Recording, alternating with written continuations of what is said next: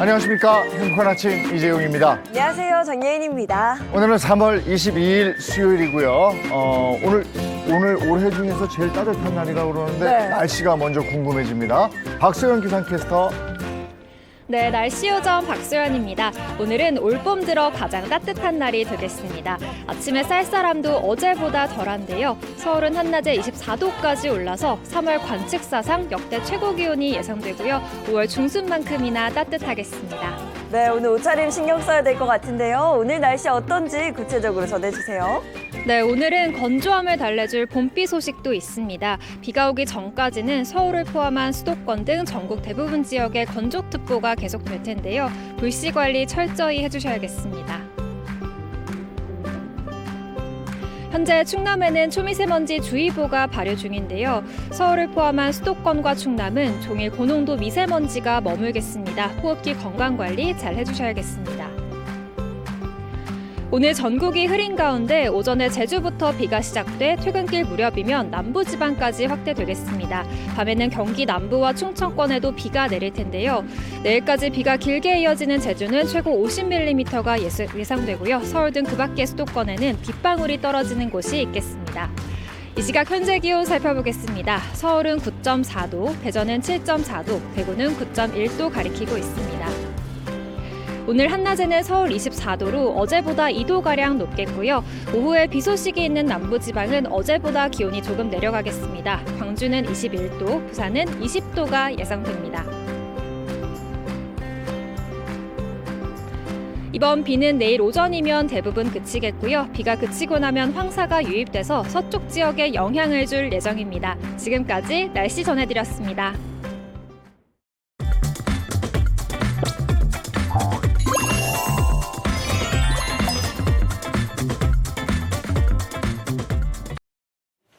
화제의 시를 발빠르게 전해드리는 모닝 브리핑 순서입니다. 김성환 시사평론가와 함께합니다. 어서 오세요. 네, 안녕하세요. 네, 첫 번째 이슈부터 전해주시죠. 네, 첫 번째 이슈는 국회의원 연봉입니다.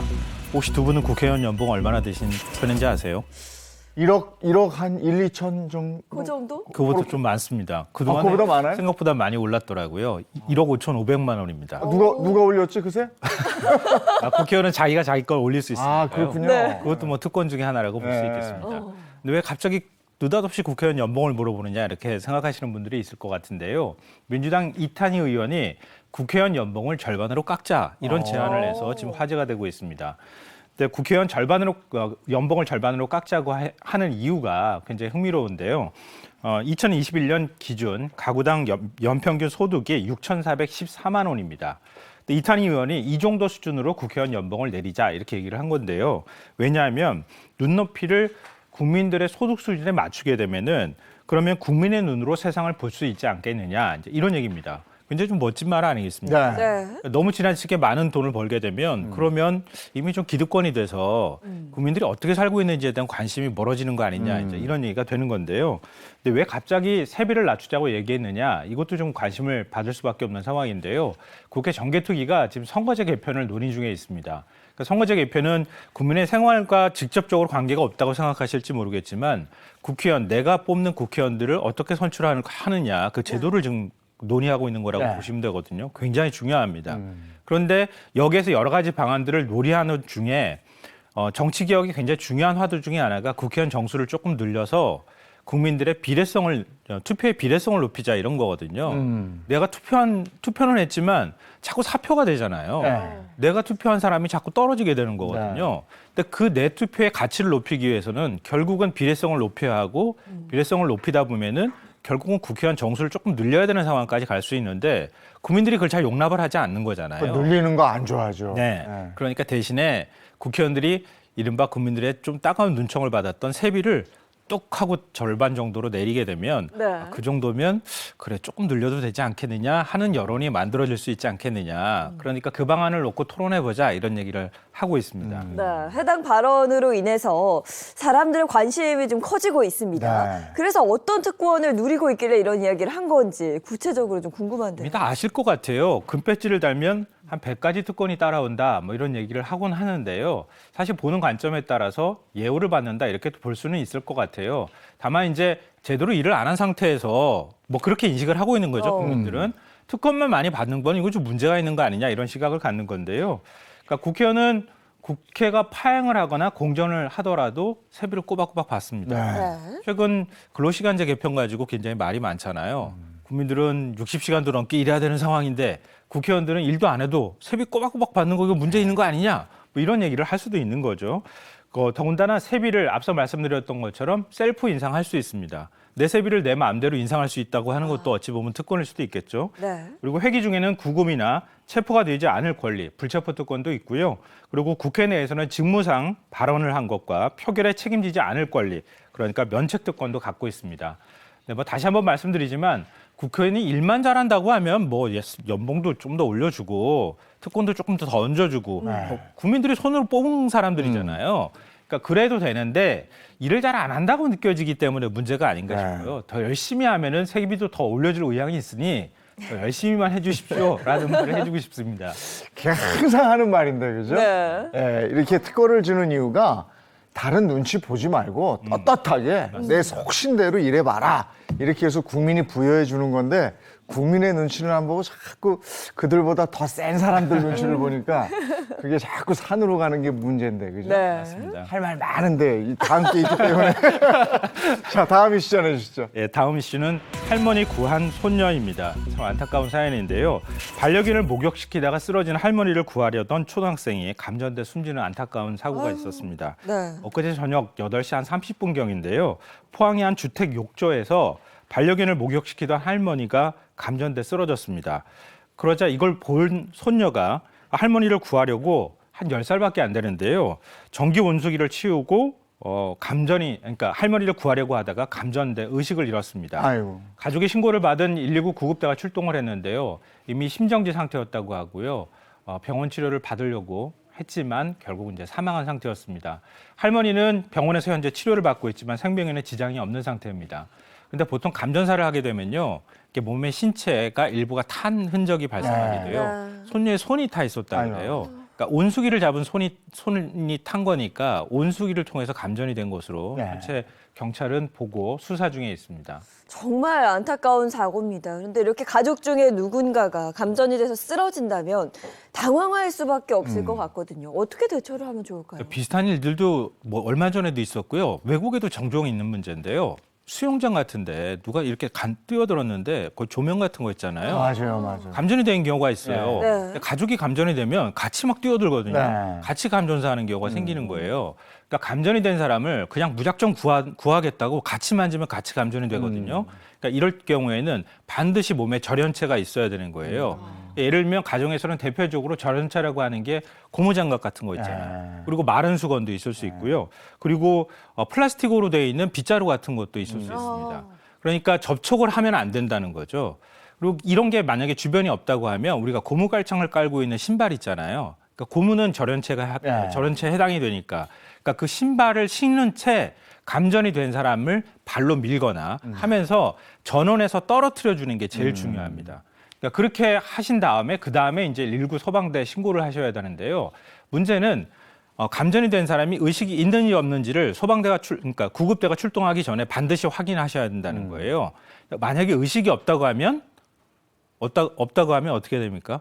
심폐소생술을 해야 돼요. 그러니까 심폐소생술을 하지 않으면 그 사이에 심정지가 와서 오래된 상태가 돼버리면 더 이상 살리기가 어려운 상태가 될 수 있거든요. 그러니까 심정지 상태가 오면 반드시 심폐소생술을 해야 한다는 점도 기억하셨으면 좋겠습니다. 근데 먼저 당황하거든요. 그렇죠. 그러니까 감전사고나 지금 익수사고 같은 경우에는 그냥 대처 방법을 미리 몸에 배 있지 않으면 맞습니다. 그냥 뛰어들거나 그냥 만져요. 네. 그럼 같이 감전당하거나 뭐 이런 경우인데 지금 이런 거는 정말 생명을 위해서라도 꼭 알아둬야 되겠다 이런 생각이 드는 부분입니다. 자, 다음 이슈 전해주시죠. 세 번째 이슈는 직장 공상 배틀입니다. 이게 뭘까 궁금하실 것 공상 같은데요. 배틀이요? 예, 최근 한 온라인 커뮤니티에 직장 거지 배틀하자 이런 제목의 글이 올랐습니다.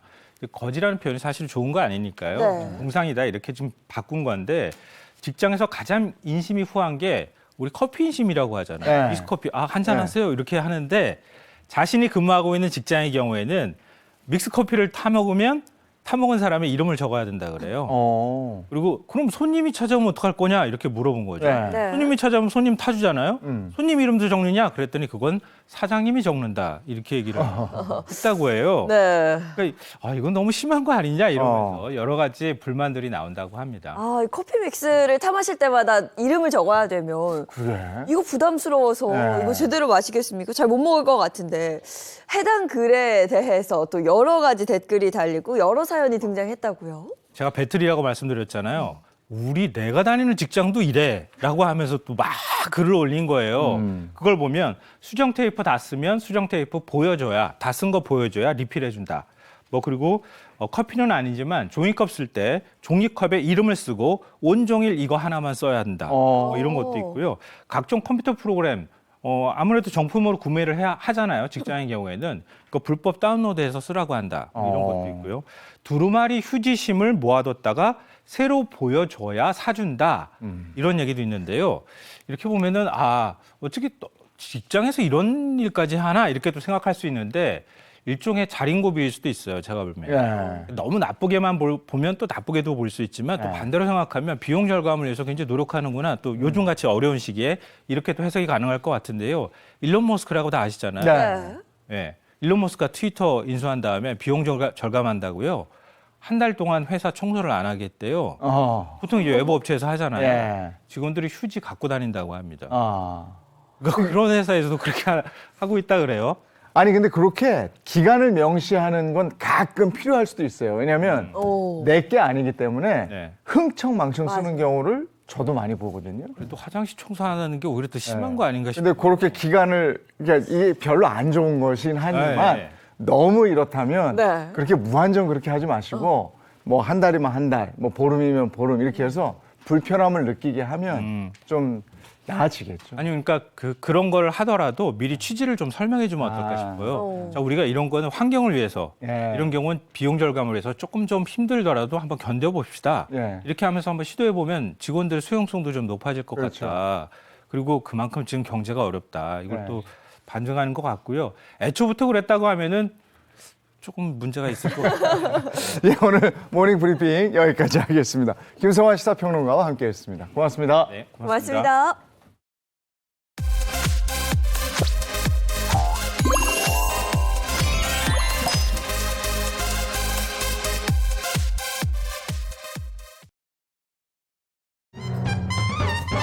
이렇게 주는 애는 어디에도 없다. 안녕하세요. 맛있게 드십시오. 어서 오세요.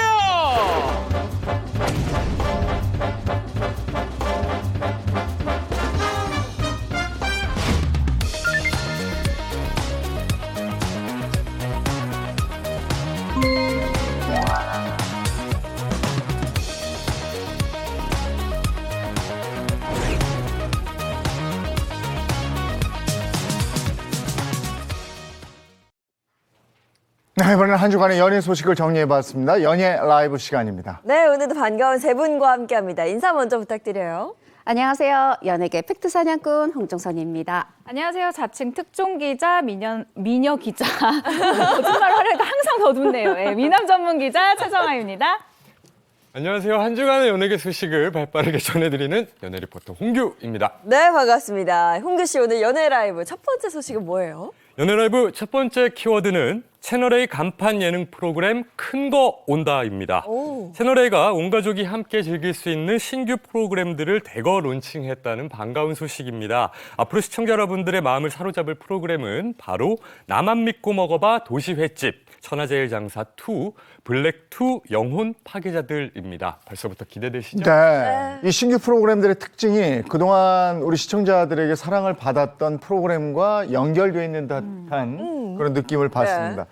그중에서 이제 기대가 되는 게 저는 개인적으로 모래판의 대결 천하 제일장사 2 이게 네. 기대가 되는데 이게 언제예요, 첫 방이? 네, 시즌 1보다 더 강력해진 프로그램의 성격을 띠고 있습니다. 천하 제일장사 2 같은 경우에는요. 다가오는 3월 25일입니다. 토요일 밤 9시에 시청자 여러분을 찾아갈 것으로 알려져 있는데요. 이 각 종목을 대표하는 힘의 최강자들이 모여서 종목의 명예를 걸고 씨름으로 대결하는 스포츠 예능 천하 제일장사 2 많은 시청 부탁드립니다. 네, 지난 시즌에는 6개 팀 선수 18인이 100일간 모래판에서 치열하게 다투는 모습을 보여줬었는데 이번에는 또 어떤 모습을 보여줄지 기대가 됩니다. 말씀하신 것처럼 6개 팀이었는데 여기서 격투, 야구, 농구 남고 새로 완전히 4개 팀이 들어왔어요. 축구팀, 레슬링팀, 피지컬팀, 동계팀. 근데 이게 보시면은 이게 모래판에서 사실 이 하반신 근육이 이거 되게 중요하잖아요.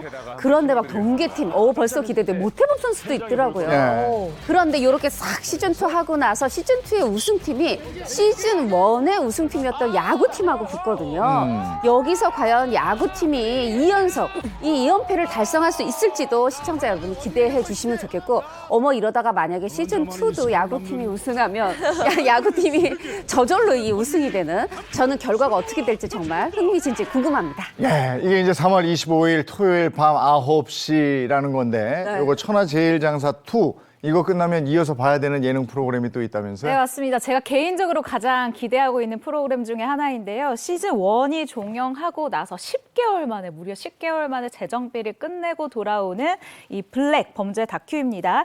범죄 다큐 스릴러 블랙2 영혼 파괴자들이 돌아오는데요. 3월 25일 토요일 밤 10시 40분에 첫 방송이 됩니다. 이번에는요, 스토리텔링이 전문인 영화 감독 3명과 생동감 있게 시나리오를 구현하고요.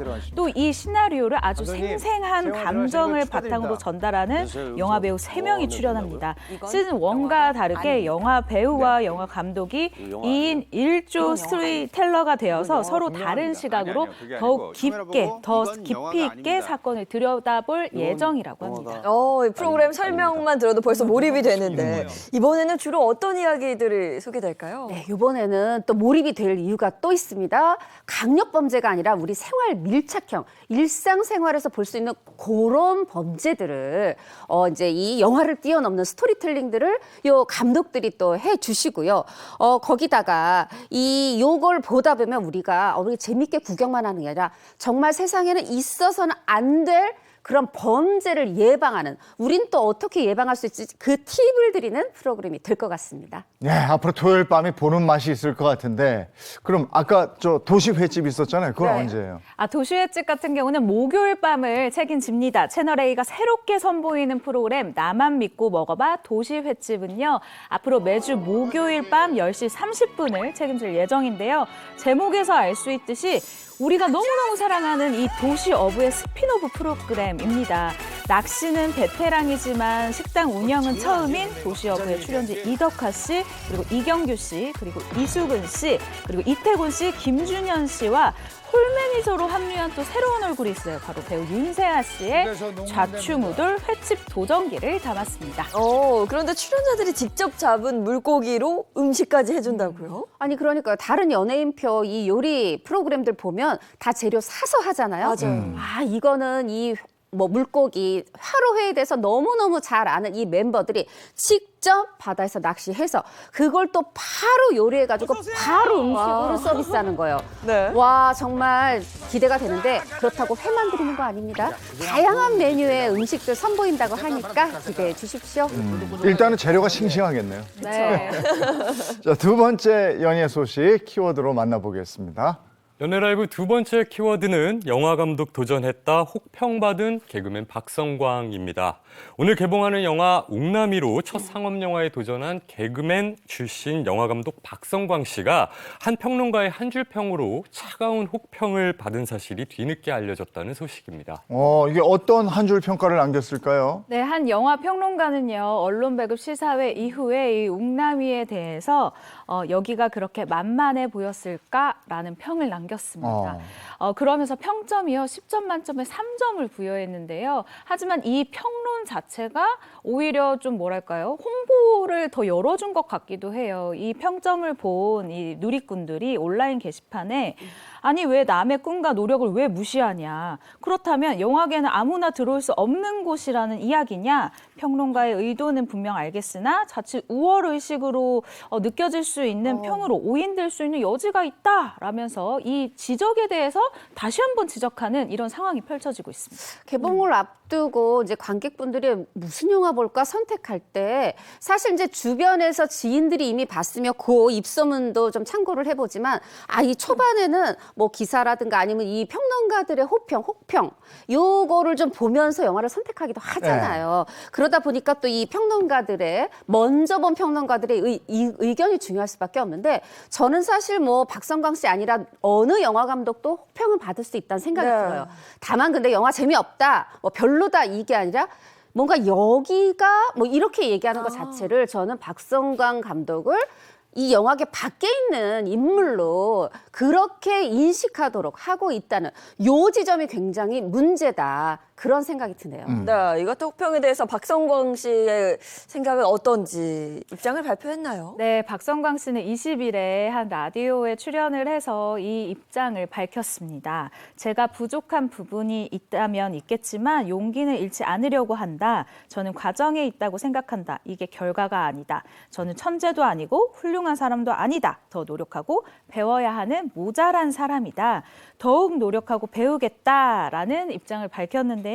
하지만 누구에게나 처음은 있는 법이잖아요. 상업 이 영화 데뷔작이기 때문에 저는 사실 시사회 갔다 왔는데 생각보다 재밌는데? 라는 생각을 하긴 했었거든요. 봉준호 감독도 그리고 박찬욱 감독도 어떤 영화를 내놓든 호불호는 누구나 다 존재하는 부분이니까 평가에 대해서 용기를 잃지는 않았으면 좋겠습니다. 근데 이게 이제 영화 웅남이가 1000만 관객을 돌파하면 개그맨 김대희 씨가 1억을 기부하겠다. 이건 무슨 뜻입니까? 김대희 씨 저는 역시 개그맨이구나 했습니다. 이거는 웅남이가 아니라 어떤 영화에도 지금 요즘 영화 시장이 1000만 관객이 쉽지가 않아요. 그런데 이제 이런 혹평을 받다 보니까 근데 저는 박성광 감독이 그래도 이 팬들의 지지를 받고 있다는 생각이 드는 게 이렇게 혹평받아? 오히려 이 개봉 하루 전날 예매율이 2위.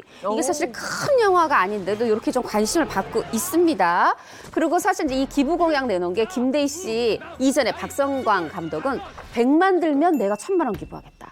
또 주연 배우 박서웅 씨도 뭐 200만 들면은 내가 2천만 원 기부하겠다. 요렇게 했는데 이제 개그맨 김대희 씨는 아주 통 크게 1000만 들면 1억 하겠다 했지만 요거는 좀 실현 가능성이 좀 낮아 보이는데 그래도 다 그런 흥행을 기원하는 마음인 거죠.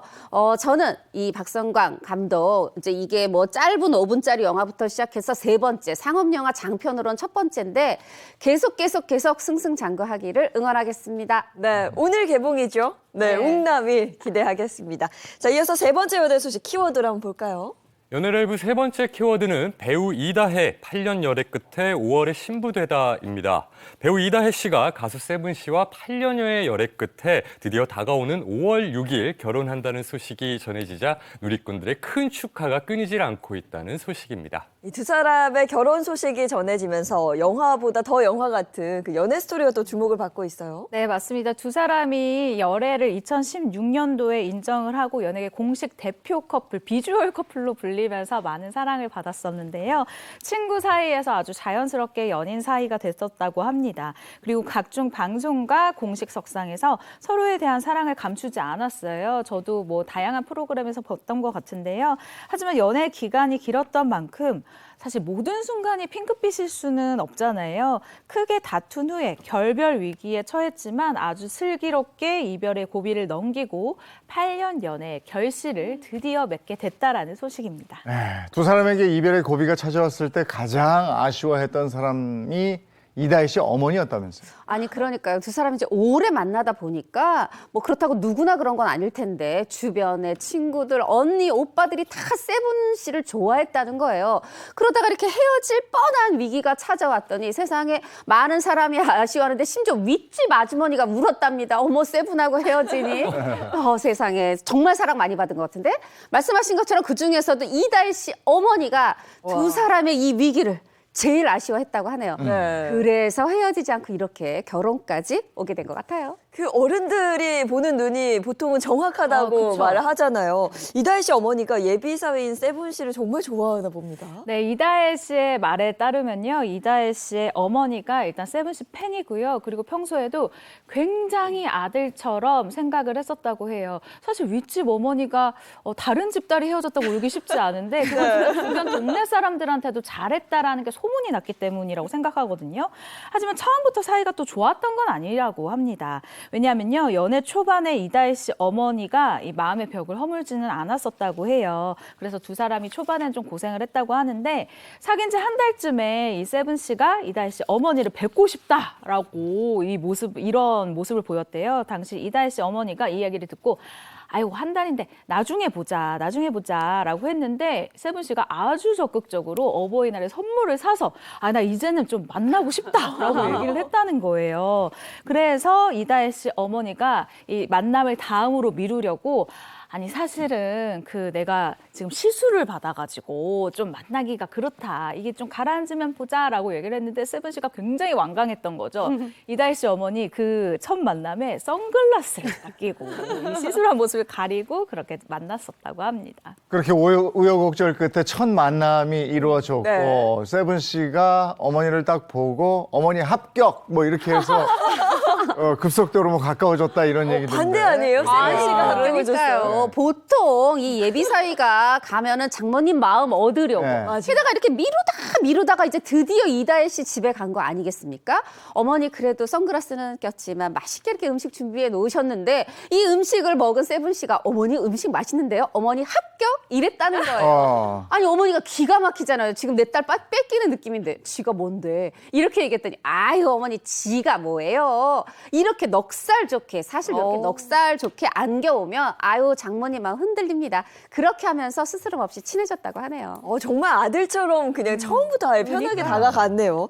아무래도 8년 연애를 하는 데 있어서 가족의 원동력이 되지 않았을까 싶은데 이건 이다혜 씨도 마찬가지라고요. 저 사실 가족이 반대하거나 가족과 내가 성향이 안 맞다라고 생각하면 결혼을 굉장히 망설일 수도 있잖아요. 그런데 이다혜 씨가요. 가족 덕분에 만난 것 같다라는 얘기를 합니다. 세븐 씨가 대가족이라고 해요. 그리고 형제 관계도 1남 2녀 중 막내라고 하거든요. 그런데 이 가족을 만난 이다혜 씨가 내가 이렇게 오래 만날 수 있었던 것은 아무래도 가족 덕분인 것 같다. 이런 가족은 어디에서도 못 만날 것 같다. 라면서 이 예비 시댁에 대한 애정을 나타내기도 했습니다. 네, 알겠습니다. 세븐 씨와 이다혜 씨의 결혼 소식까지 지금까지 연애 라이브였습니다.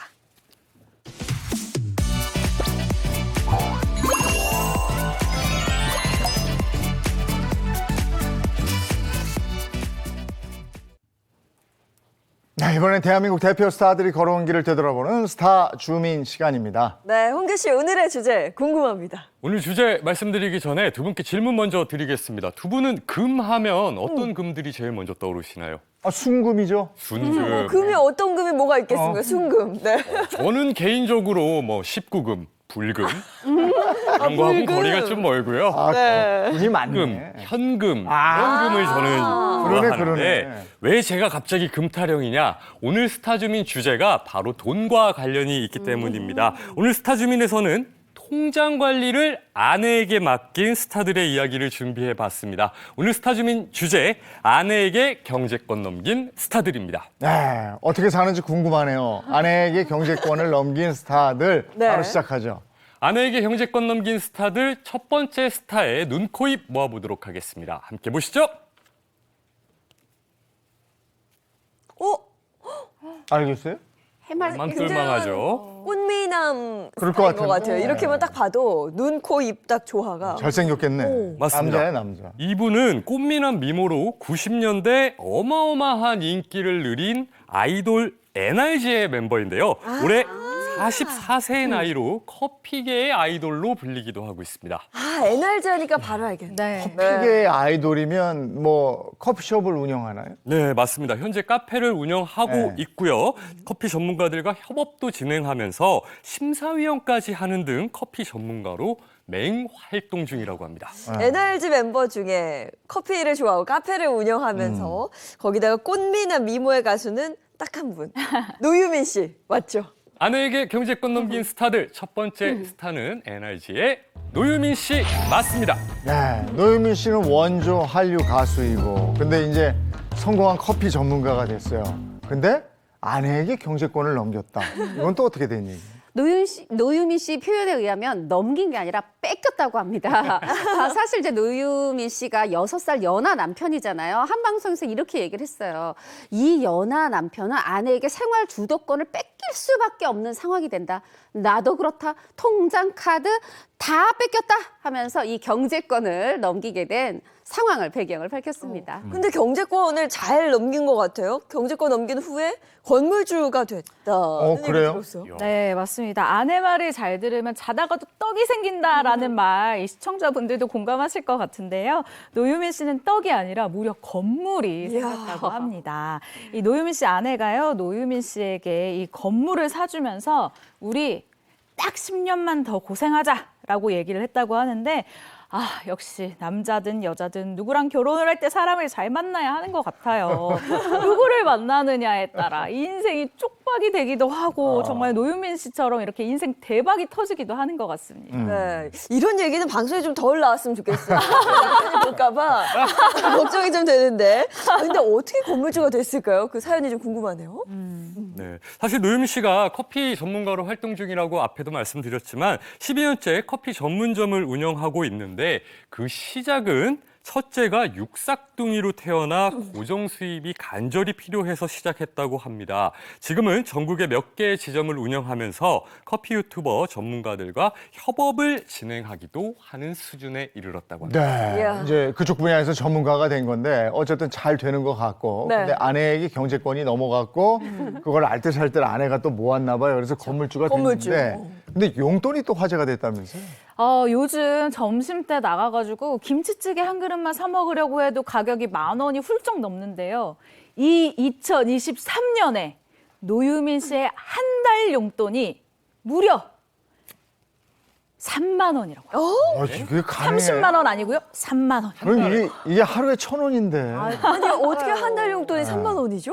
네, 제가 굉장히 뜸을 들이면서 얘기했었던 거 저도 굉장히 처음 듣고 놀랐었기 때문인데요. 노유민 씨 용돈이 처음 알려진 것이 바로 2011년도였습니다. 당시에는요, 한 달 용돈이 10,000원이었다고 해요. 10,000원. 10,000원이었는데 너무 부족하다. 그냥 용돈 올려달라라고 이제 앙탈을 부렸다고 하는데 노유민 씨 아내가 이 이야기를 듣고 아주 적극 수렴합니다. 그래서 오른 금액이 2012년도에 15,000원이었습니다. 5,000원이나 올려준 건데요. 50% 인상. 네, 당시 한 프로그램에 이 출연한 이 절약의 대명사 전원주 씨도 아니 한 달에 15,000원 가지고 도대체 어떻게 생활을 하는 거야? 라면서 경악을 금치 못한 모습을 보이기도 했었죠. 그리고 2014년에 공개된 노유민 씨의 한 달 용돈만 이 10만 원이었는데요. 5년이 지난 2019년에는 한 달 용돈이 50% 삭감된 5만 원이 됐습니다. 그리고 현재 4년이 지난 현재는 거기서 더 깎아져서 한 달에 3만 원이 된 상황이거든요. 아니 계속 삭감이 되는데 아니 어떻게 이럴 수 있죠? 용돈이 적어도 너무 적어요. 그러니까 집하고 커피숍 외에는 거의 안 나간다는 얘기입니다. 예. 저도 지금 최정화 기자님 얘기 듣고 도저히 믿기지가 않는데 노유민 씨 입을 통해서 여러분 직접 한번 들어보시죠. 영상 함께 보시죠. 그러니까 와이프가 관리해주는 대로 살아요. 식사도 와이프가 이제 해주는 대로, 이제 옷도 와이프가 이제 피부 관리도 와이프가 염색도 와이프가 양말, 속옷도 다 와이프가 사줘요. 그냥 저는 그렇게 인형처럼 사는 것 같아요. 와이프가 이제 그 방송 스케줄 플러스 아이 스케줄, 매장 스케줄 통으로 이렇게 쫙 짜요. 거의 한 일주일 통으로 이제 스케줄이 싹 정해져요. 모든 스케줄을. 그래서 저는 그 스케줄에 따르기만 합니다. 저 와이프가 허락 안 했으면 2% 못 나왔습니다. 다를 뿐. 와. 사실 저 지금 얘기대로 보면 네. 살 때 돈이 필요 없을 거는 같은데 그래도 이제 간간히 쓸 텐데 왜 이게 이 이유 때문에 줄어든 거예요? 그냥 내가 짜놓은 플랜대로 살아 이렇게 해서? 아니 짜놓은 플랜대로 살아 해도 안쓰럽고 한데 이 용돈이 이렇게 10만 원까지 갔던 용돈이 3만 원까지 줄어든 배경을 들으면 더 눈물이 납니다. 노유민 씨가 이 적은 용돈에서 모아서 3년에 걸쳐서 비상금 70만 원을 만들었다. 한 달에 한 2만 원? 요 정도 좀 못 미치게 막 모아서 70만 원을 만들었는데 너무 노유민 씨 착한 것 같아요. 아내 이 또 다 선물하려고 이 아내가 어머 나 오븐 사고 싶어 그랬더니 그래 내가 가장으로서 내가 사주지 하면서 그 70만 원을 척 내놓은 겁니다. 아하. 그랬더니 아내가 어머 용돈이 너무 많은가 봐. 아. 그래서 깎아버렸다는 거예요. 자 그럼 70만 원으로 오븐을 사긴 샀을까요? 아내가 오븐은 20만 원짜리 사고 나머지 50만 원은 아내의 주머니로 숑 들어갔다고 하네요. 아, 근데 얘기 들어보면 노유민 씨가 막 이것저것 많이 사는 스타일도 아닌 것 같아요. 그 적은 용돈 모아서 아내 선물 사줄 정도로 알뜰한데. 근데 아내분은 왜 이렇게 용돈을 조금 주는 걸까요? 얘기만 들어보면 아내분이 너무 가혹한 게 아닐까라는 생각이 들기도 하는데 아내분의 얘기는 또 다릅니다. 바로 노유민 씨의 결혼 전 너무 큰 씀씀이 때문이라고 하는데요. 노유민 씨 아내에 따르면 노유민은 주머니에 1,000만 원이 있으면 그걸 그냥 다 써버린다. 그런데 또 돈이 없으면 그런 대로 또 잘 지낸다. 결국 있어버리면 다 써버리는 스타일이다 라며 용돈을 줄인 이유를 딱 잘라 얘기했습니다. 아, 주머니에 돈이 들어있으면 그거 다 쓰는 그런 네. 사람들이 있는데 노유민 씨가 그렇다 이런 얘기예요. 일단 노유민 씨가 신뢰를 잃은 사건이 하나 있습니다. 결혼 전이었어요. 노유민 씨가 생일을 맞이해서 이거는 생일 달이다! 라는 생각하고 한 달 내내 생일 파티를 한 적이 있는데 이때 쓴 돈이 얼마냐? 4천만 원. 생일 파티에. 아니 한 달 내내 생일 파티했는데 4천만 원을 썼습니다. 이게 네. 가능한 일이에요? 일단 노유민 씨가요. 이게 가능했었던 이유가 있어요. NRG 하면 뭡니까? 한류의 원조 그룹이잖아요. 당시 중국에서 가장 많은 인기를 끌던 그룹이고 당시에 한 달 수익이 무려 1억 5천만 원이었다고 해요. 와, 한 달 수입이요? 네, 이때 뭐 90년대, 2000년대 초반에 1억 5천이면 지금 금액으로 환산하면 저는 사실 상상이 안 될 정도의 아, 엄청난 아까 우리 금액인데요. 저 국회의원 연봉 했었잖아요. 네. 그 연봉이 1억 5천이던데. 맞아요. 맞아요. 이 금액이니까 정말 크잖아요. 갑자기 이 돈을 너무 많이 버니까 주체가 안 되고 언제까지 이 돈을 벌 수 있을까라는 이런 의심도 한 적이 없대요. 그래서 주로 VVIP들만 가는 초호화 음식점에서 돈을 썼다고 합니다. 이렇게 돈을 어떻게 해야 될지 모르는 상황에서 그럼 나 이번 생일은 재벌들처럼 한번 해볼까라는 생각이 들었대요. 그래서 재벌들이 생일 파티하는 기분을 한번 누려보자라는 마음에 이 충동적으로 카드를 한 달 내내 긁었다고 합니다. 그래서 한 달에 4천만 원을 쓰게 됐는데 이 사실을 알게 된 노유민 씨 어머니가 이건 있을 수 없는 일이다. 그래서 그때부터 통장을 압수하고 모든 수익을 관리를 했었다고 합니다. 그리고 결혼할 때 노유민 씨 이 아내분에게 노유민 씨 어머니가 이렇게 얘기를 했다고 하는데요. 얘한테 돈 절대 함부로 주면 안 된다. 네가 관리 다 해야 된다라고 당부를 했다고 하는데 이 당부 덕분에 자연스럽게 경제권이 아내에게 넘어갔다고 하고요. 이 수익 관리를 맡으면서 노유민 씨는 용돈을 받는 생활을 하게 됐다고 합니다. 아, 그 전에 어머니의 당부가 있었군요. 네. 그리고 노유민 씨 씀씀이가 흠잡힐만 하게 한번 뭐가 있었던 거고. 4천만 원. 네. 근데 어쨌든 그래도 그렇지 한 달에 3만 원인데 용돈이 노유민 씨는 뭐 이렇게 반항을 해본 적은 없을까요? 당연히 있죠. 사람도 만나야 되고 네. 예전에 다 이렇게 술값 내주고 밥값 내주던 이런 노유민 씨인데요. 그 노유민 씨가 과거 한방송에서 얘기를 했습니다. 내가 아내한테서 기득권을 뺏어오려고 가출을 했었다. 그래서 PC방에서 며칠을 있었는데 아내 결국 찾아냈죠. 잡으러 왔대요, 본인을. 그리고 집에 데려와서 가만히 있었을까요? 이혼해. 이혼 얘기가 나왔다는 거. 이 말에 노유민 씨가 바짝 쫄아서 바로 꼬리 내리고 각서를 썼는데 각서 끝에 혈서까지. 오. 이렇게 다짐을 했었다는 거죠. 이러고 나면 이제 다시 반항하기 쉽지 않아요. 그러니까 노유민 씨의 소심한 반항으로 끝이 난 건데. 근데 저 궁금한 게 그 3만 원이라는 용돈이 현금 기준인 거죠? 그거 왜 이제 카드로는 조금 더 쓸 수 있는 신용카드가 있겠지. 이겠죠. 자, 여러분 여기서부터 더 히트입니다. 이 노유민 씨가요 2012년도에 제가 아까 한 달에 용돈이 15,000원이었던 때가 있었다고 했잖아요. 근데 이때는 카드가 있었대요. 근데 한도가 30만 원이었다고 합니다. 그래서 한 달에 30만 원 한도 카드가 있었는데 부득이하게 이것도 그냥 쓸 수 있는 건 아니에요. 정말 부득이하게 쓸 때가 있으면 띵 그러면 띠링 하고 아내한테 이 고지가 바로 날아가는 시스템이었다고 해요. 그런데 노유민 씨가 결혼 7년 만에 바로 이 카드를 얻었었다고 하는데요. 여러분 카드 뒤에 보면요. 서명란이 있잖아요. 네. 노유민 씨가 나 드디어 내 이름으로 나 이제 드디어 카드가 생겼어 라면서 서명란에 마치 팬사인회 하듯이 아주 열심히 이 사인 연습까지 하면서 이 뒤에 서명을 하려고 이 설레어 했는데 기쁨도 잠시 내가 무슨 돈을 쓰든 무조건 결제 문자가 아내에게 가서요. 나 이거 왜 이렇게 돼야 되지? 라는 생각을 했었다고 합니다. 야, 결혼 7만에 어쨌든 신용카드가 생겼는데 그게 이제 쓰면 띠링 하고 아내한테 가는 거예요. 네. 노유민 씨가 쓰는 걸 그렇게 허락해 주지 않을 것 같은데. 네, 그 가슴 설레게 한 신용카드를 손에 꼭 쥐기까지 아주 서러운 일이 있었다고 합니다. 어느 날 매니저에게 노유민 씨가 밥을 사고 결제를 아무렇지 않게 했는데 아내에게 바로 전화가 오더랍니다. 근데 다짜고짜 무슨 인당 10,000원씩이나 되는 밥을 먹었냐고 혼을 났대요. 이게 너무 서러웠던 노유민 씨는 아내에게 신용카드를 발급해달라고 빡빡 우겼고 아내가 허락해줘서 드디어 그 설레이는 신용카드를 손에 이렇게 꽉 쥘 수 있었습니다. 그러면 노유민 씨는 그 한 달에 3만 원 받는 결혼 생활 만족을 하고 있을까요? 어떨까요? 우리는 이렇게 걱정하고 짠하고 안쓰러워하는데 정작 또 노유민 씨는 아니다. 나 결혼 정말 잘한 것 같다. 아내 덕에 내가 개과천선했다.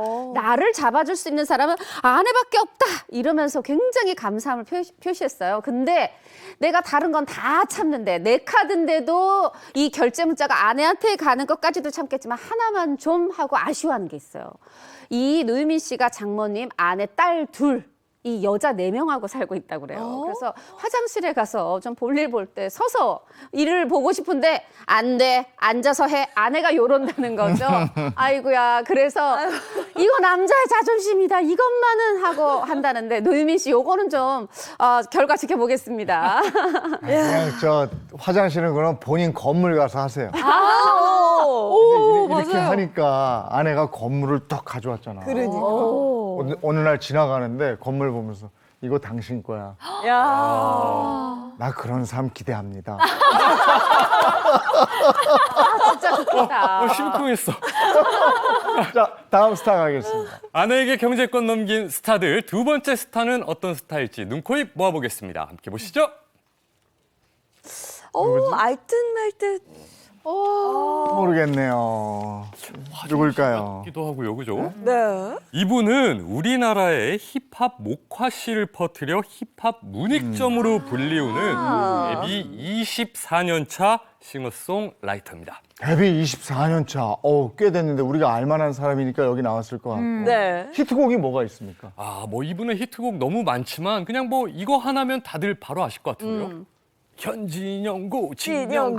진영고. 예. 대한민국 힙합 1세대죠. 현진영 네. 씨 맞죠? 아내에게 경제권 넘긴 스타들 두 번째 주인공 가수 현진영 씨입니다. 현진영 씨. 앞서 이제 노유민 씨는 한 달 용돈이 3만 원이었는데 현진영 씨도 노유민 씨처럼 용돈이 한 자릿수인가요? 그게 좀 궁금하네요. 현진영 씨 한 달 용돈은 다행히도 2자리였습니다. 2021년 한 방송에서 용돈을 얼마 받는지 본인이 직접 언급했었는데요. 영상으로 함께 보시죠. 용돈을 좀 안 줘요. 제가 한 달에 60만 원, 하루에 2만 원씩. 아이고. 이게 성인 남자.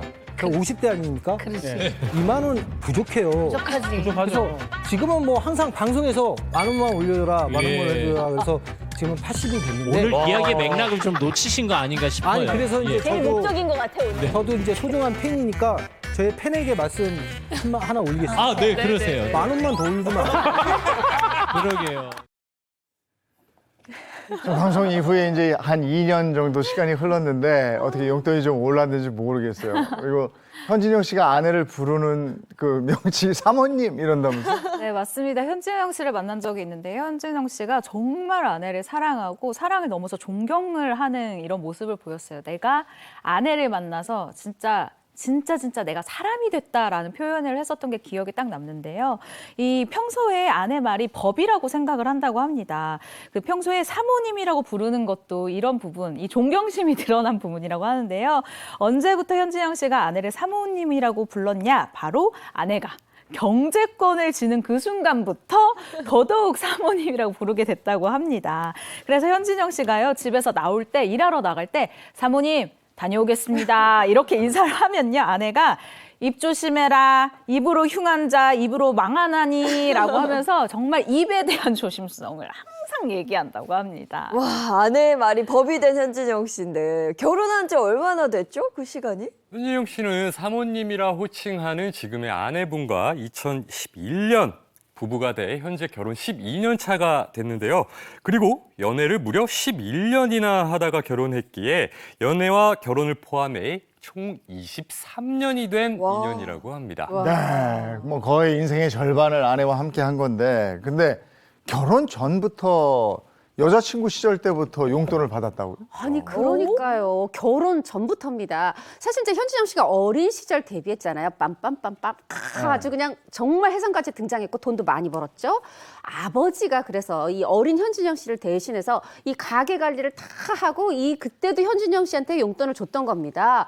그러다가 여자친구를 만나고 딱 2년 되던 해, 아직 며느리도 아닌데 세상의 경제권을 이 여자친구분, 지금의 아내에게 넘겼다는 겁니다. 와. 정말 아버님이 이 여자친구분을 보고 믿음이 정말 갔던 것 같아요. 네. 그러면 현진영 씨는 사람만 바뀐 거예요. 아버지에게 용돈 받다가 여자친구, 그다음에 아내에게 용돈을 받으면 살게 되는 건데, 아까 말했듯이 그 한 달 용돈이 80만 원이거든요.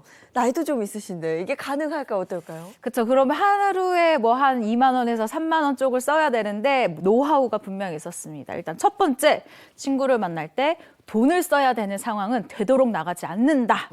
두 번째, 이 여자가 보기에 사치품을 샀다라는 걸 느끼게 하지 않아야 한다. 절대 느끼지 말아야 한다라고 본인만의 노하우를 공개하기도 했습니다. 그럼 현진영 씨만의 용돈 이외에 조금 더 받는 그런 노하우가 있을 것 같아요. 만 원만 올려줘, 만 원만 올려줘. 그래서 지금 40만 원에서 80만 원까지 만들 수 있는 현진영 씨잖아요.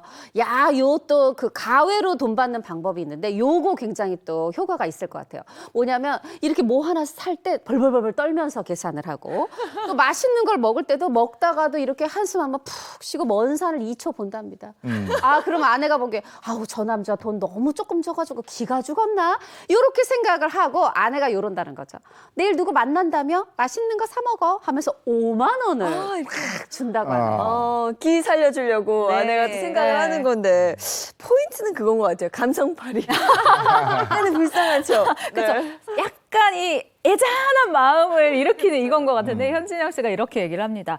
아내의 주머니는 남편이 어떻게 하느냐에 따라 넓어졌다, 좁아졌다 한다. 넓어지려면 이 감성팔이를 많이 해야 한다 라면서 용돈을 더 받는 꿀팁을 공유했는데요. 추가 용돈을 줄 때 바로 받지 말고 꼭 이 멘트를 해야 된다고 해요. 용돈을 딱 받으면서 우리 이거 모아서 나중에 꼭 맛있는 거 사 먹자 이렇게 얘기를 하면 아내가 기특한데? 라고 생각해서 다음에 용돈을 또 더 주는 이런 아주 긍정적인 순환이 이루어진다고 합니다. 현진영 씨가 그렇게 할 때 아내가 그래 그러고 이렇게 주지만 이 속으로는 쇼를 해라.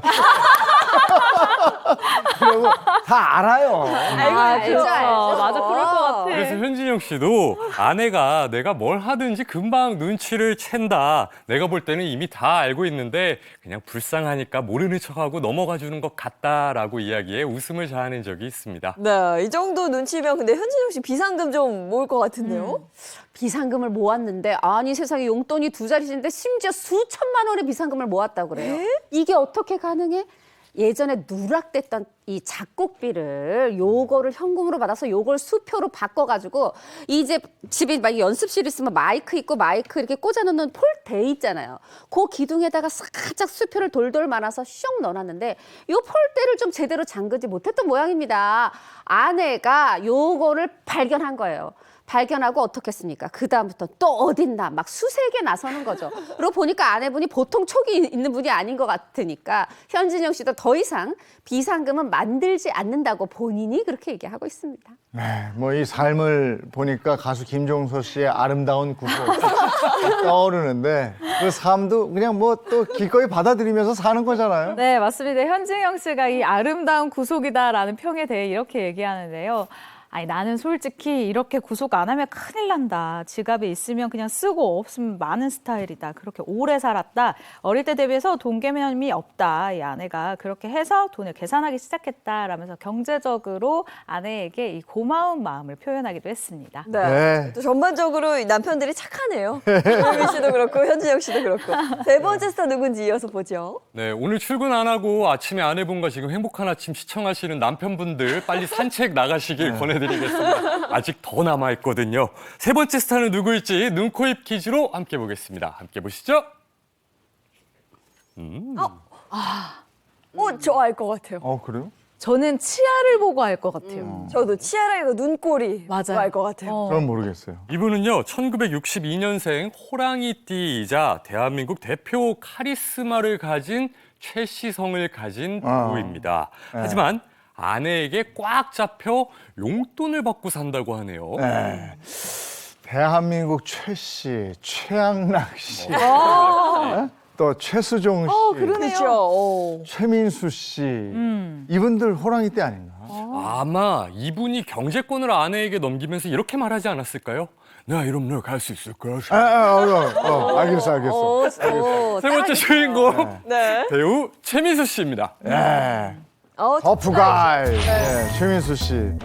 아니 근데 최민수 씨가 지금 62년생? 네. 60이 넘었을 텐데 아직까지 아내에게 용돈을 받아요. 네, 맞습니다. 최민수 씨 올해로 결혼 29년 차인데요. 아내분의 말에 따르면 결혼을 했을 때부터 용돈을 받아 쓰기 시작했다고 합니다. 그런데 이 정확한 액수가 알려진 건 2014년 한 달 용돈이 30만 원, 그리고 2년 뒤에 2016년에는 10만 원이 오른 40만 원을 받는다고 했어요.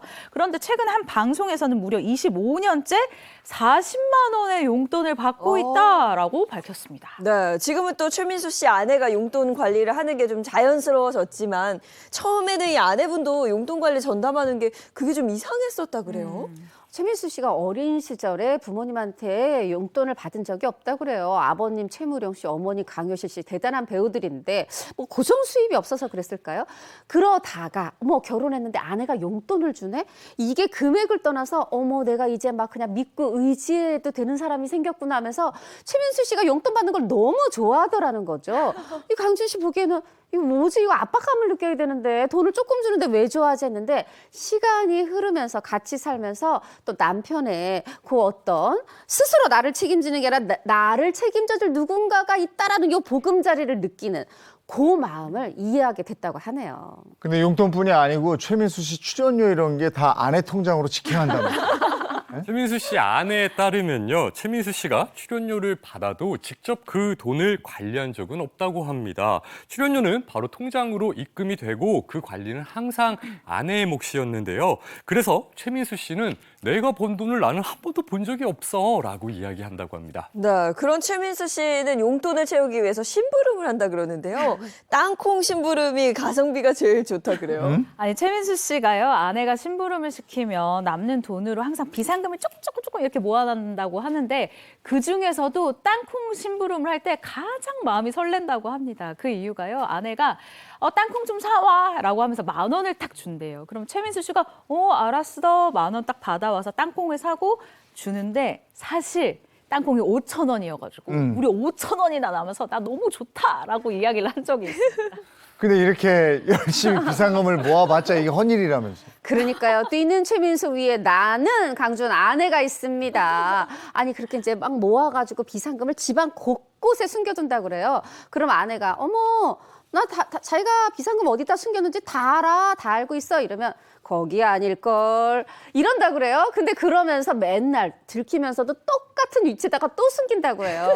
그런 최민수 씨가 너무 귀여워서 이 아내는 그걸 다 찾아내고 이러기보다 아유 여기 또 있네 하고 찾아가지고 세는 것까지의 재미를 느낀다고 하네요. 네, 아내 강준 씨가 한 방송 프로그램을 통해서 명언을 남긴 적이 있었거든요.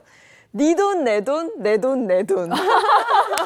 아내들의 마음은 좀 그런 것 같습니다. 근데 최민수 씨 아내가 이렇게 용돈을 조금 주는 게 이유가 다 있다 그래요. 뭐 의리 때문이다. 네, 맞습니다. 이 최민수 씨 아내분이요. 이 최민수 씨랑 결혼 후에 이 최민수 씨가 주변 사람들한테 빌려준 돈이 무려 40억 원이 넘는다라는 사실을 알게 됐다고 40억? 해요. 하지만 최민수 씨가요, 심지어 돈을 돌려받을 생각도 하지 않았고 돈에 얼매이지 않는 이 최민수 씨를 보고 아, 내 남편 진짜 바위 같은 사람이네 라고 생각을 했다는 거예요.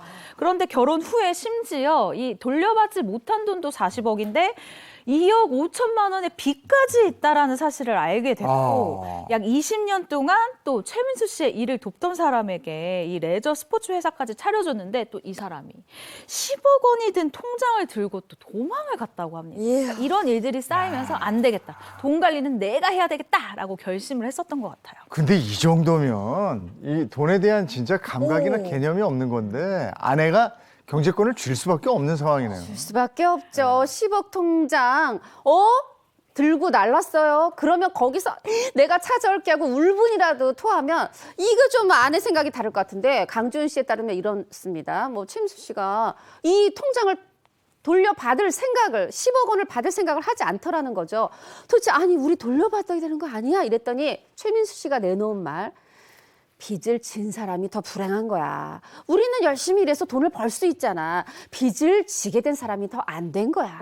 이렇게 얘기를 하더라는 거죠. 아니 이렇게 돈을 찾아올 생각을 하지 않는 여기서 더 강준 씨가 이제 기함을 했을 거고 이런 일이 한두 번이 아니라 반복되다 보니까 최민수 씨 용돈 받는 신세가 됐다고 하네요. 용돈 받는 게 맞네요. 네, 용돈 받아야겠네요. 그런데 최민수 씨 아내도 주식을 하다가 금전적인 손해를 좀 입은 적이 있다 하던데요. 아, 네, 저와 공통점을 발견했습니다. 최민수 씨 아내가 지금은 방송 등 대외 활동을 많이 하고 있지만 이전에는 집안 살림을 꽉 책임지는 이 주부로 이 집안에서 가족들을 보살폈었는데요. 그때가 98년, 99년 정도였다고 해요. 근데 남편에게 나도 뭔가 해주고 싶어서 주식 투자를 시작하게 됐다고 합니다. 그런데 당시 주식에 대해서 전혀 알지 못했는데 최민수 씨가 아니 그래도 원하면 한번 해봐라 라면서 아주 통 크게 투자금으로 3억 5천만 원을 내어줬다고 합니다. 그렇게 주식 투자를 하는 이 큰 회사로 이 최민수 씨 아내가 찾아갔다고 하는데요. 상담을 받았는데 여러분 아시죠? 원래 이거 못하게 하면 더 하고 싶잖아요. 이 직원이 그냥 돌아가세요. 저희는 이 고객을 아무나 받지는 않아요. 저희 관리하는 사람들이 너무 많습니다. 들어오고 싶어 하는 사람만 지금 200명이 넘습니다. 이렇게 얘기를 했대요. 강준 씨가 어머 여기 진짜 너무 잘하나 봐. 진짜 내 돈을 불려줄 곳인가 봐 라고 생각을 하고 이 담당자에게 막 설득을 해서 투자를 해달라고 부탁을 하고 돈을 쥐어주고 나왔는데 그런데 문제가 이 투자금뿐만이 아니라 이 담당자가 다 없어지고 결국 3억 5천 중에 남은 돈 4천만 원이었다고 해요. 야, 이거 뭐 완전 투자 사기인 거. 그렇죠, 사기죠. 네, 그걸 당했. 그래도 투자 사기인데 4천만 원 돌려줬네. 야, 참 안타깝네요. 근데 이런 분들 많아. 이거 진짜 조심해야 되는 거고. 맞아요. 그런데 그 왜 이 임금 협상도 1년에 한 번씩 하잖아요. 맞아요. 그 용돈 협상 이런 거 안 합니까? 1년에 한 번씩 그 재협상 안 합니까? 지금 40만 원이 25년째라고 했잖아요. 2019년에 강준 씨가 이 방송에서 얘기를 한 적이 있어요. 사실 제가 딱 40만 원만 주는 건 아니고 뭐 사고 싶은 거 있다고 하면 내가 다 사준다, 사도록 한다. 그리고 최민수 씨 용돈 받는 거 좋아한다. 뭔가 이렇게 조금 나긋나긋한 거 같고 인상의 여지가 있어 보이죠? 그러나 최민수 씨가 나 용돈 좀 올려줘. 그러면 쓸데없는 소리 하지 마라 이러고 단호하게 선을 긋는다고 하네요. 네, 아내에게 용돈 받는 터프가이 최민수 씨. 요즘은 어떻게 지내고 있어요? 네, 최민수 씨는요, 앞서 우리가 소개한 영화 웅남이에서요, 카리스마 조직 리더로 출연을 했고요. 또 드라마 출연도 앞두고 있습니다. 넘버스 빌딩숲의 감시자들 출연을 앞두고 있는데요. 이렇게 영화와 드라마 종횡무진 올해는 활약을 하면서 시청자분들, 관객분들과 아주 다양한 모습으로 만날 수 있을 것 같습니다. 네, 알겠습니다. 이어서 다음 스타 만나볼까요? 아내에게 경제권 넘긴 스타들 네 번째 스타 눈코입 퀴즈로 함께 보시죠. 저는 이성민 씨 같아요. 모르겠는데. 좀 어렵네요, 이번 스타는. 이분은요, 연예계에서 후배들에게 용돈을 잘 주기로 소문이 아주 자자하고요. 올해 데뷔 52주년이 된 트로트 4대 천왕 중에 한 명입니다. 용돈 잘 주는 선배다. 그러면 용돈 받은 후배들은 누구예요? 주로 용돈 받는 후배. 뭐 강호동 씨, 유재석 씨에게 세뱃돈으로 용돈을 준 적이 있다고 하고요. 가수 배치기 씨에겐 행사비와 맞먹는 정도의 용돈을 준 적이 있다. 아니, 행사비면 굉장히 큰 금액일 텐데 통 크게 용돈을 주시는 분인가 봐요. 트로트계 4대 천왕이면 서른도 씨, 태진아, 송대관, 송대관. 현철 뭐 이렇게 되는 거 아니에요? 네네, 맞죠? 그 중에 있는 거예요? 맞습니다. 아내에게 경제권 넘긴 스타들 네 번째 주인공은 가수 태진아 씨입니다. 태진아 씨. 용돈을 많이 주시는구나. 후배들한테는 그럼 완전히 키다리 아저씨가 되는 건데 태진아 씨 재산이 그렇게 통 크게 용돈 팍팍 줘도 되는 정도로 맞나요? 네, 태진아 씨는 일단 97년도에 알뜰한 저축 생활을 인정받아서 이 제34회 저축의 날 행사에서 대통령 표창을 받을 정도로 아주 알뜰살뜰 잘 모으는 연예인으로 유명합니다. 그리고 동시에요, 연예계 대표 아주 성공한 건물주로도 불리는데요. 2020년 한 매체를 통해서 태진아 씨, 내가 이번에 산 이 건물이 세금 포함 47억 정도였다. 그런데 내년 4월이면 말 8년 정도가 되는데 250억이 된다. 이게 얼마나 수익이 높은 겁니까? 이 평당 1억 5천만 원이다라고 재산 규모에 대해 언급한 적이 있습니다. 이뿐만 아니라요, 7남매 중 넷째인 태진아 씨, 초등학교만 졸업한 채 서울에 올라와서 아주 힘들게 노력한 끝에 지금의 이 4대 천왕으로 불리는 가수 킹이 됐는데요. 우리 가족만 잘 먹고 잘 산다의 주의가 아닙니다. 내 조카들이 만약에 대학에 간다고 하면요, 이 대학 등록금도 내준다고 하고요. 또 결혼을 한다라고 하면은 집도 사준 적이 있다고 합니다. 이렇게 정말 가족에게 나누는 삶을 하고 있는 이 트로트 4대 천왕 태진아 씨였어요. 네, 근데 히트곡도 굉장히 많으시잖아요. 저작권료도 쏠쏠할 것 같아요. 빌딩으로 번 돈뿐 아니라 저작권료도 있어요. 후배들한테 용돈도 잘 줘요. 뭐가 이게 아내에게 경제권 넘긴 거야 하실 수 있는데 들어보세요. 자, 일단 태진아 씨의 많은 히트곡이 있지만 정말 그 시작이라고 할 1989년에 이 노래 나오고 정말 세상이 뒤집어졌습니다. 옥경이라는 노래였죠. 앨범이 150만 장 팔리고 정말 막 야간 없어 밤 무대를 하루에 15군데를 여기저기 잠도 못 자고 뛰어다녀야 했는데 옛날에 89년에 유행했지만 이게 지금까지도 많은 사람들이 부르기 때문에 요게 저작권료가 쏠쏠히 이게 다달이 들어오거든요. 그런데 요 저작권료가 바로 아내의 통장으로 직행한다고 하네요. 아내의 통장으로. 통장 얘기가 나와서 말인데 태진아 씨가 뭐 아내에게 매년 통장을 선물해요? 네, 노사연 씨가 한 방송에서 밝혔는데요. 태진아 씨 아내를 만났는데 이 통장을 보여주더라. 근데 이 통장에 1억 원이 찍혀 있었다라고 밝힌 거예요. 근데 이게 무슨 돈이냐면요. 이 내 생일인데 우리 남편이 선물로 줬다. 라면서 생일 선물로 1억 원이 든 통장을 받았다라는 사실을 밝힌 바가 있습니다. 이렇듯 태진아 씨 아내에게 매년 특별한 통장을 선물을 하는데요. 2018년도에 얘기한 건 바로 33개의 통장을 지금까지 줬었다라고 알려졌어요. 그런데 태진아 씨 아내가요, 이 노사연 씨에게 이런 푸념을 합니다.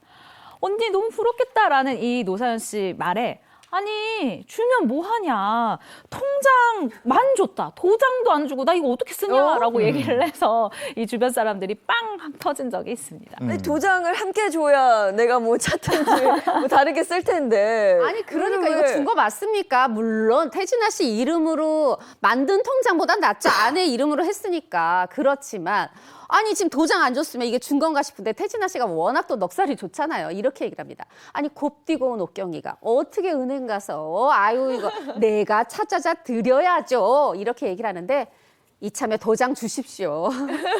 아내에게 정말 통 큰 선물을 하는 태진아 씨인데 후배들에게는 용돈이 아니고 그냥 퍽 퍼준다면서요? 이 후배 가수분들을 보면요. 태진아 씨에 대한 찬양이 대단합니다. 왜냐? 이 태진아 씨가 정말 큰 돈이 계속해서 나가는 때가 이 음악 방송에 출연을 했을 때라고 해요. 음악 방송에 출연하면 후배 가수들이 대기실에 찾아와서 자신의 이 앨범 CD를 전달을 하면서 선배님 안녕하십니까? 인사를 하는 게 관례처럼 되어 있거든요. 근데 태진아 씨가 CD를 그냥 받기만 하면은 이거 선배의 체면이 설지 않는 거죠. 그래서 음반을 가지고 오면 이거 내가 번 돈, 이거 재수 있는 돈이니까 이거 받고 꼭 1등 해라 라면서 봉투에 돈을 척척척 넣어서 후배들한테 확 선물로 준다고 합니다. 믿기 힘들어 하시는 것 같은데 그래서 제가 깜짝 퀴즈 하나 준비해 봤습니다. 과연 태진아 씨가 후배들에게 주는 용돈의 액수는 얼마나 될까요? 1번 300만 원, 2번 700만 원, 3번 1000만 원, 4번 2천만 원입니다. 참고로 후배 가수 한 명에게 주는 금액이 아니라 인사하러 오는 후배들에게 주는 용돈을 총 합친 금액이겠죠. 이게 몇 명인가? 근데 단위 자체가 굉장히 커요. 네. 300만 원부터 시작하거든요. 그러게 맞아. 그 앨범 가지고 오면 앨범 가져오는 후배들한테 용돈을 준다는 거 아니에요? 그렇죠. 와. 또 얼마씩 최소 주나? 될까? 최소 5명 이상은 될 것 같다라는 5명. 생각은 들거든요. 5명 이상. 그럼 뭐 한 그럼 한 500. 근데 500은 없단 말이야. 많은데? 다섯 명. 정답은요. 3번 1000만 원. 1000만 원? 태진아 씨 아들에 의하면요. 태진아 씨는 음악 방송에 가기 전에 은행을 꼭 들린다고 합니다. 일주일에 약 1000만 원을 후배 가수들에게 용돈으로 일주일에 1000만 원. 지출하시는데 일주일에 1000만 원. 걱정이 너무 되지만 아버지가 그렇게 하시고 나서 너무 좋아하신다라고 이야기를 했습니다. 아니 일주일에 1000만 원이면 한 달만 활동했다고 쳐도 4천만 원이거든요. 그러니까. 태진아 씨는 왜 이렇게 용돈을 많이 주실까요? 그러게. 본인이 무명 시절 때 나도 좀 앨범 좀 내고 싶은데 돈이 없어서 앨범을 빨리 못 냈다는 거예요. 그래서 후배들이 나도 좀 나도 그랬듯이 좀 돈이 풍족하면은 앨범 낼 수 있을 텐데 이런 생각으로 용돈만 주는 게 아니라 저 앨범 내고 싶어요. 이런 후배가 있으면 앨범도 내주고 또 이렇게 앨범 들고 뭐 아이고 장하다 하고 이렇게 용돈도 주고 이렇게 됐다고 하네요. 이야, 진짜? 혜진아 씨는 정말 용돈 큰 손인 것 같은데 혜진아 씨한테 용돈 받지 않은 후배가 없을 정도라면서요? 네, 2010년 한 방송에서 브라이언 씨는 태진아 선배께서 한국에 부모님이 계시지 않으니까 날 그냥 아빠로 불러라 라고 했기 때문에 그래서 아빠라고 부른다라고 말씀하셨는데 용돈으로 봉투를 준 적이 있다고 합니다. 바로 수표였었다고 하는데요. 태진아 씨로부터 이렇게 용돈을 받은 일화를 공개하기도 했었는데 강호동 씨와 유재석 씨 역시 태진아 씨로부터 수표 용돈을 받은 적을 공개한 적이 있습니다. 이 태진아 씨의 용돈 스케일이 어느 정도냐면요. 태진아 씨가 준 용돈을 모아서 자동차를 그래요? 구입한 그런 후배가 또 있다 그럽니다. 와. 태진아 씨의 양아들 방송인 또 가수 강남 씨인데요. 강남 씨가 얘기를 들었다 그래요. 야, 태진아 선배한테 가서 인사드리면 용돈을 주셔. 이 얘기를 듣고 용돈 받으려고 계속 가서 인사를 드렸다는 겁니다. 그렇게 해서 받은 용돈을 모아서 새 차는 아니고 중고차를 샀다고 하네요. 강남 씨하고는 특별한 인연으로 잘 지내는 것 같아요. 네, 맞습니다. 태진아 씨가요, 강남 이상화 씨 부부의 주례를 설 정도로 굉장히 긴밀한 사이인데요. 당시 생각보다 긴 주례가 굉장히 화제를 모으기도 했습니다.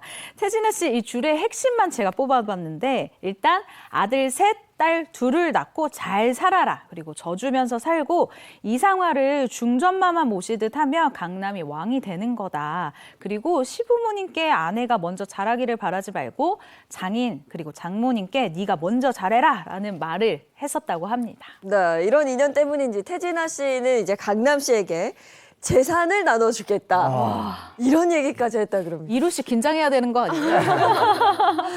근데 일단 말이고요. 이제 들어보세요. 강남 씨가 방송에서 얘기를 한 적이 있는데, 내가 결혼하면은 땅을 3,000평을 막 주겠다고 했다. 그런데 실제로 이상화 씨랑 결혼을 했잖아요. 그러자 이 강남 씨는 당연히 이제 네가 땅을 받을 수 있게 된 건가? 이렇게 됐죠. 요때 태진아 씨가 이렇게 얘기합니다. 이거 땅 주다는 거 농담이었는데 뭐 진짜 결혼하니까 땅 주겠다. 근데 그거 팔아봤자 얼마 안 되는 땅이다. 근데 뭐 대신 거기다가 이상화 씨가 스케이트장 지어도 좋겠다. 이렇게 얘기를 했었죠.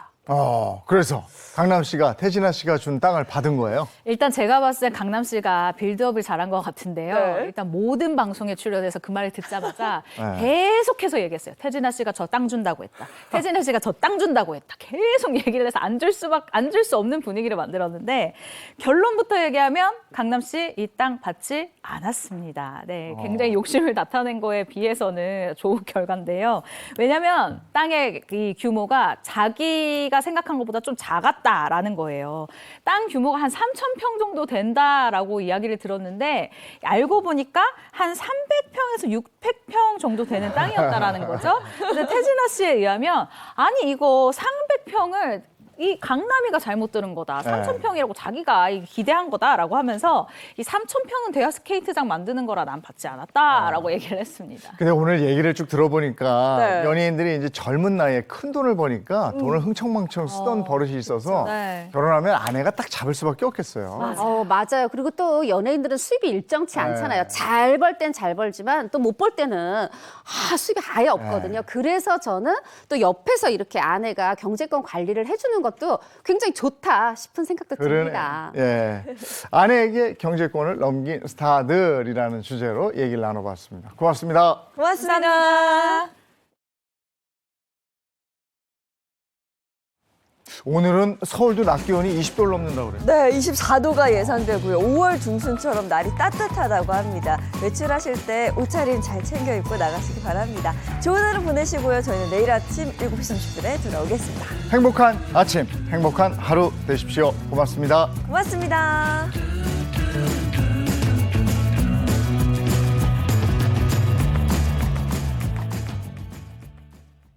채널 A